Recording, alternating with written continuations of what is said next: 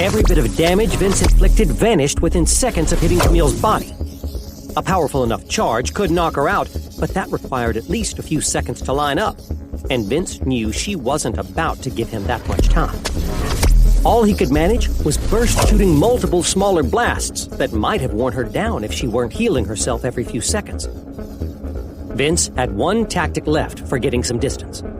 As Camille came in close, he let loose another flash of bright light. She reflexively rubbed her face, which was exactly what Vince had been hoping for. He called forth enough electricity to drop someone twice Camille's size.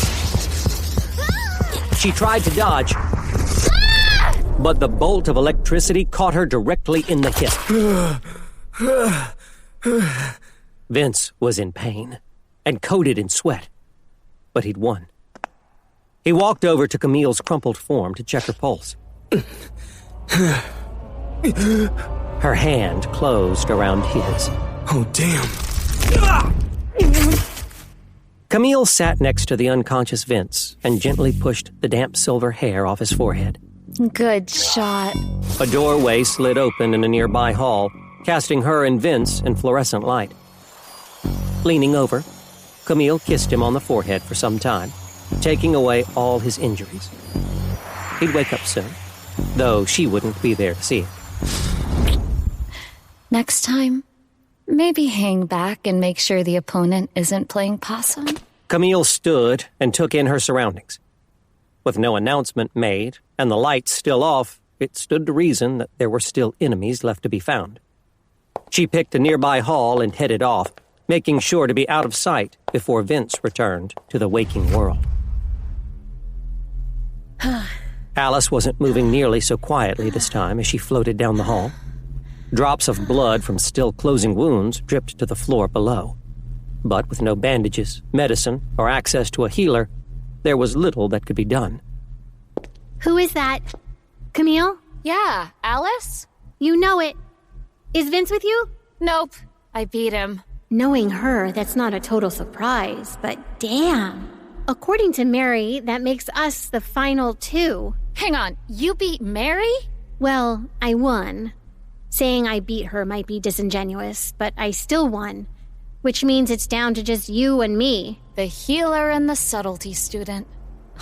If anyone was taking bets on this, we've definitely screwed up their pool. I'm sure we've surprised a few people by pulling this off. Let's make sure to finish strong. You ready? Sure. Good. Alice floated slightly further back, making sure there was ample distance between herself and her opponent. So, I guess here we go. Alice dramatically increased the gravity in Camille's area, but Camille managed to dart away just in time. Damn, I'm so slow. Well, if I can't be quick and precise, I'll have to go the other way. Alice floated higher, pressing herself against the ceiling in spite of the pain from her injuries. She shrank her own area of warped gravity down as small as possible, then turned her attention to the hallway around her. Lifting her hand, Alice began to increase the gravity around the entire hall.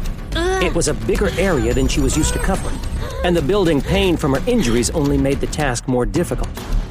Regardless, her hand and gravity never wavered. The sound of stumbling was the first cue that it was working. Before Camille could even entertain the idea of getting up from the floor, Alice cranked up the gravity in the small area around Camille. No! This isn't over! Camille struggled valiantly to push her body off the floor, but all the heart in the world didn't give her enough raw strength to do it.